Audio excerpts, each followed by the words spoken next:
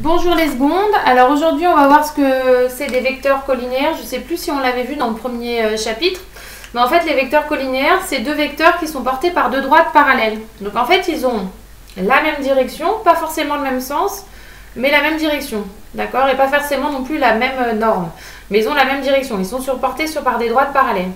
Donc la propriété des collinéaires, c'est deux vecteurs sont collinéaires si et seulement si il n'existe qu'A. Donc en fait, qui sont reliés par un lien de proportionnalité tel que V égale KU.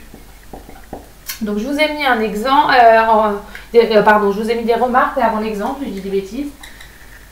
Remarque. Remarque, deux vecteurs non nuls sont collinéaires s'ils ils ont la même direction, c'est ce que je vous ai dit. Deux vecteurs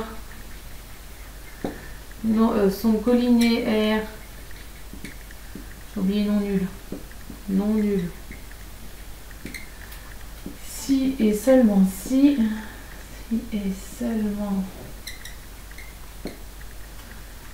si ils ont même direction.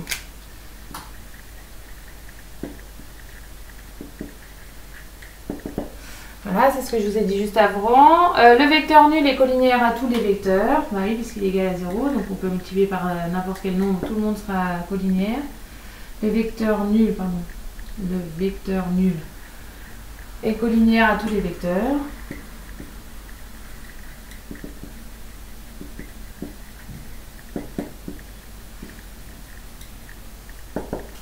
Et donc après, je vous ai mis un exemple, et je crois qu'il est fait, l'exemple. Oui, vous avez deux exemples de vecteurs collinéaires.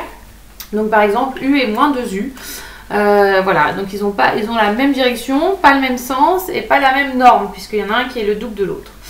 Pour savoir si deux vecteurs sont collinéaires avec les coordonnées, c'est assez simple, parce qu'on va utiliser ce qu'on appelle le déterminant, donc ce qu'on vous dit après.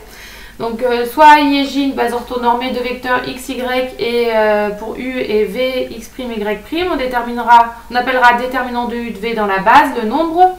Donc on est dans définition, donc 3, 2, définition. Donc on l'écrit comme ça, le déterminant, hop, on met déterminant U, V, et vous faites un espèce de produit en croix, donc x, y' moins x', y. Ok? Ou yx', d'accord? Vous faites x, y', yx' ou x', y. Ok? Et donc, à quoi ça va nous servir? Ben, en fait, c'est comme un tableau de proportionnalité. Ça veut dire si vos deux produits en croix, alors c'est pas vraiment des produits en croix, mais comme pour vous expliquer avec la proportionnalité, si vos deux produits en croix ils sont égaux, et ben du coup vous avez une situation de proportionnalité. Si vous avez une situation de proportionnalité, ils sont collinéaires. Et donc du coup vous allez trouver. Donc le déterminant c'est un espèce de calcul de produit en croix. Vous n'avez pas le droit de dire ça à la voix haute, hein. Je le dis sur YouTube, je vais me faire taper les doigts s'il y a quelqu'un qui le regarde. Mais voilà, c'est un peu cette façon de faire. Et donc du coup, pourquoi on fait ça? Ben, parce que du coup, si le déterminant, donc c'est dans la propriété. Ah, ratage. La propriété, ben, si vous avez deux vecteurs, U et V sont collinéaires si et seulement si le déterminant de U, V est égal à 0. Donc du coup, c'est assez facile à faire, c'est qu'un calcul. Alors c'est facile quand vous avez les vecteurs UV avec leurs coordonnées, ça va. Si vous devez faire avec AB et CD, il faut d'abord calculer les coordonnées des vecteurs AB et les coordonnées des vecteurs CD. Donc voilà, vous verrez bien, les exercices ne sont pas très compliqués. Donc du coup, dans l'exemple, vous avez deux exemples. Donc deux exemples. Le premier, alors on va l'écrire.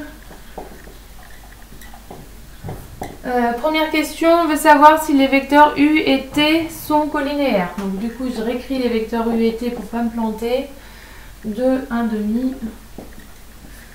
Et c'est là où je me plante en les recopiant, ça serait un peu bête. Moins 8, moins 2. Ok, donc je calcule le déterminant. S'il est égal à 0, et ben du coup c'est bon, ils sont collinéaires. Si c'est pas égal à 0, ben, ils ne sont pas collinéaires. Le point.